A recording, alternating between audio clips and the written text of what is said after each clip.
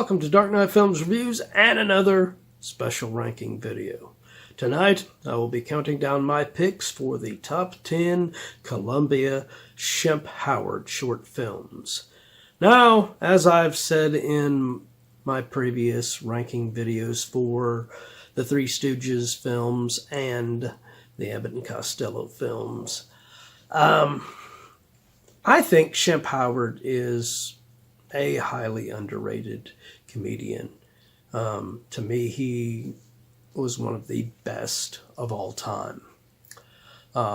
He did go on after leaving Ted Healy and the Stooges to have a big career in film where he played great supporting parts alongside greats like W.C. Fields, Abbott and Costello, as I mentioned, John Barrymore, and even John Wayne. But in between that time, when he was making all these films, and before he rejoined the Stooges, replacing Curly, he had his own solo career with Columbia Pictures. And that is my focus for today's top 10 video. So let's get started with my number 10. My number 10 is Money Squawks, released in 1940, directed by Jules White. And Jules White was a director that was well versed in the Three Stooges. He worked with the Stooges probably more than any director other than Edward Burns. And this one, it doesn't really feature Shemp in the lead. The lead in this one is a comedian named Andy Clyde. Shemp is just a supporting character, but I believe in this one, he really does steal the show away from his leading star, Andy Clyde. And it also features an awesome appearance from another Three Stooges alumni with Vernon Dent. So this is why this one makes my list at number 10. Coming in at number 9, we have Open Season for Saps, released in 1944, again directed by Jules White.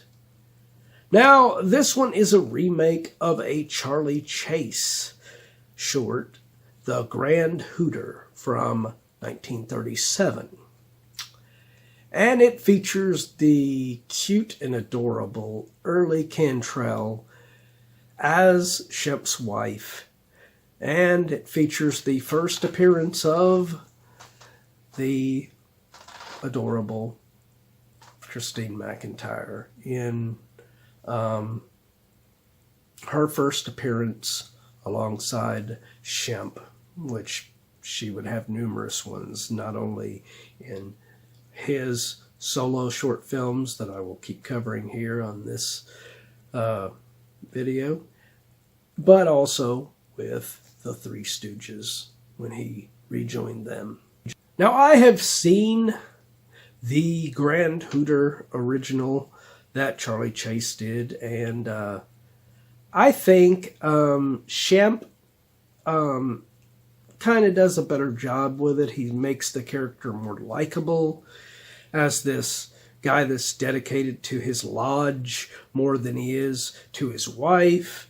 And then when they go on this little supposed getaway with his wife, he comes across this beautiful blonde with Christine McIntyre, and the wife begins to get jealous. And it's cool to see that, and it's a continuing trend throughout the rest of some of his other shorts that he did, where this element is in there with the jealous wife. And most of the time it's Christine McIntyre is the interest that is thought of as the one that he's fawning after. All right, so coming in at number 8, we have Where the Pest Begins, released in 1945, directed by Harry Edwards. Now this one features Tom Kennedy as a guy that Shemp is just completely annoying at all times as this nosy and, goofy, fun neighbor to Kennedy's character. And Christine McIntyre plays in this one as well, this time playing Tom's wife in here. And playing Shemp's wife is the lovely Rebel Randall. And this woman is so beautiful, and, Shemp would be lucky to be with her. And as gorgeous as Rebel is, I know Christine McIntyre is beautiful as well, but Shemp actually gets Google eyes for Christine McIntyre's character. And even at one point, he ends up doing a kiss to her under the assumption that, he meant to kiss his wife. It's not going to work, Shemp. All right, so next is number 7, Jiggers My Wife. Released in 1946. This one is directed again by Jules White.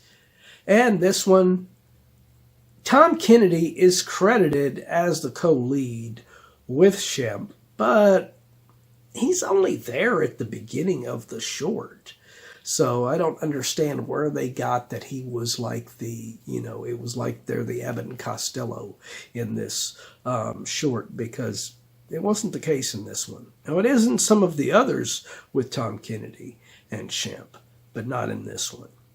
But this one again features Early Cantrell as his wife, as Shemp's wife in here. And of course, she is very jealous of him.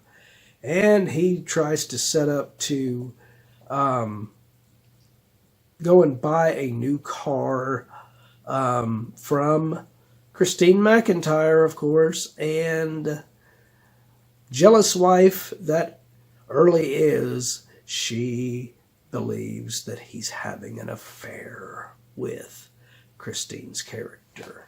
So it isn't exactly Shemp's fault in this one, but because he was trying to keep it a secret from his wife, she immediately thinks that he's in the wrong. Coming in at number 6, we have Bride and Gloom, released in 1947, directed by Edward Burns. Now, this was another director that worked extensively with the Three Stooges, probably near as much as Jules White. Probably not as much, but pretty damn close. And he is a great comedy director.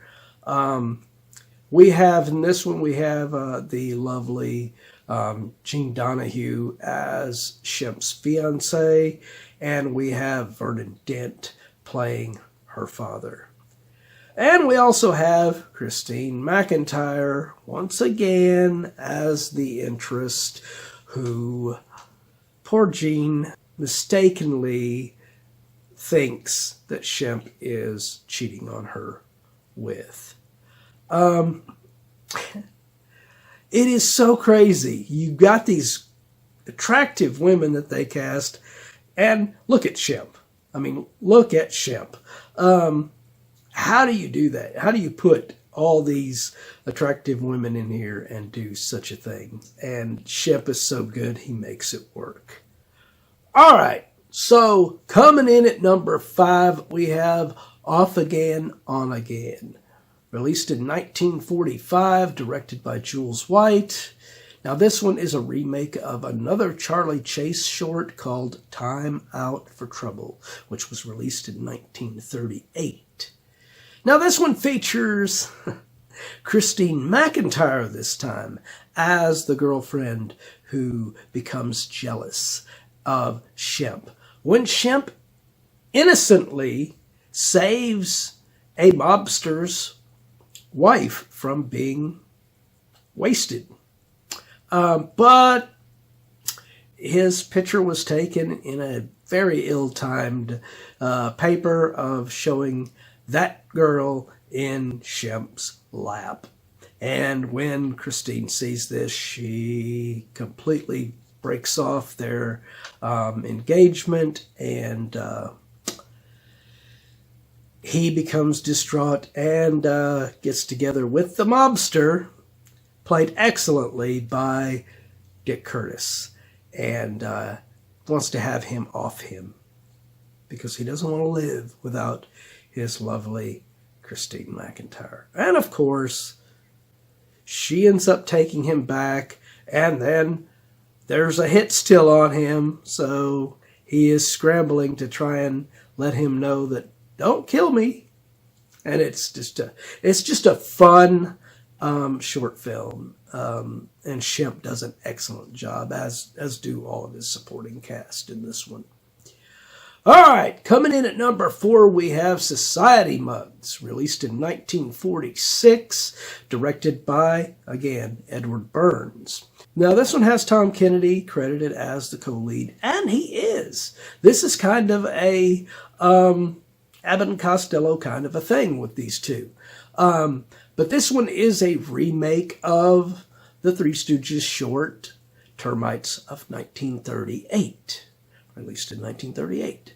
And it features Christine McIntyre, Rebel Randall, and again, the amazing Vernon Dent.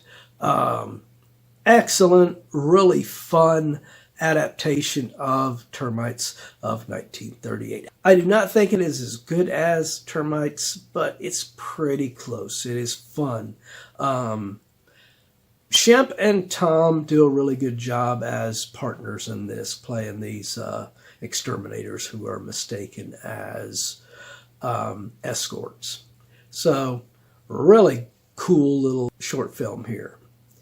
Coming in at number 3, we have Pick a Peck of Plumbers, released in 1944, directed again by Jules White. Now, this one is sort of a remake of the Three Stooges short, A Plumbing We Will Go, released in 1940. And Shemp's co-lead in this one is Al Brendel, who was an American comedian, but always played this Swedish immigrant character in his skits on these short films. And I think Shemp and him work well together because Shemp is playing the blind as a bat character that he played in a lot of his stuff. Namely, he was doing the same kind of a role in Africa Screams with Abbott and Costello. And this is a really fun little thing, and it does have a lot of callbacks to Plumbing We Will Go. And I always liked that short with the Stooges, and I like this with Shemp, where they're trying to search for this ring as plumbers that this rich lady has lost. Very, very well done on this one. It really... they work well together. It's unfortunate that they didn't do more, because this was the first of Shemp's actual solo comedy things where he started moving toward being the main guy. And then we have number 2, which is A Hit with a Miss, released in 1945, again directed by Jules White. Now, this one is a remake of the Three Stooges short, Punch Drunks, released in 1934. And now this one, I don't think this is as, better than Punch Drunks, but it is damn close. Shemp is so good in this role as this waiter at this place that when he hears the song Pop Goes the Weasel, he snaps and goes into a fighting mode and kicks everybody's ass. It is just fun. It worked with Curly. in Punch Drunks, and it works with Shemp in this one. I really like the supporting people around him that end up, basically being surrogate Stooges to Shemp, and playing basically the Moe and Larry roles in here. But it is a very well done remake, in my opinion, and it's equal to Punch Drunks, in my opinion. All right, coming in at number 1 is my favorite short of Shemp Howard ever, and that is Mr. Noisy from 1946, directed again by Edward Burns. Now, this one is a remake of the final short film from Charlie Chase that he made before his untimely death in 1940. And it was titled The Heckler. Now, I have seen both of these films, much like the previous ones that I talked about. This one, I really think Shemp did a better job than Charlie Chase. Nothing against Charlie. I mean, Charlie did a good job on The Heckler, but I think Shemp has a different kind of a likability and a different kind of a character as this noisy guy that is just annoying and just constantly messing with this. First he's messing with a tennis match that's going on, and then later on he's at a baseball game.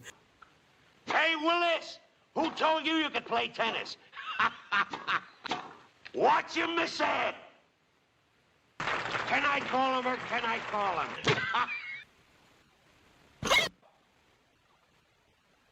How time flies. I'm blind. I'm blind. I got it. Summer's almost over anyway. You'd look good in a cap. Watch him, Miss Ed. Give me my goobers. Goobers? Oh, an ordinary. Peanuts to you. And it is a fun film, and Shemp does an amazing job in this one. I absolutely adore this short. It is right up there, right alongside any of the Three Stooges shorts, in my opinion. Very, very underrated short film, and from a very, very underrated comedian, in my opinion, with Shemp. So, there is my list of the Shemp Howard short films for Columbia. What do you think of these? What is your list of the top 10 Columbia shorts that Shemp did? Do you have a different list than mine? Let me know in those comments down below. And as usual, if you enjoyed this video, do not forget to like, share, and subscribe. And don't forget to click that bell icon so you can be notified about future videos just like this one. And while you're by the subscribe button, click that join button and become a Dark Knight fan. As a Dark Knight Fan Plus member, you have access to an area on the channel right now where you can pick a movie, TV series, or ranking video of your choosing. And when I do that video, it will go up live for all Plus members to view prior to it being available for all on my channel. So if you want to get interactive, go on there and put your picks down if you were a Plus member. And if you missed last week's ranking video, check out the link above. And if you missed any of our other ranking videos, check out this playlist and get caught up.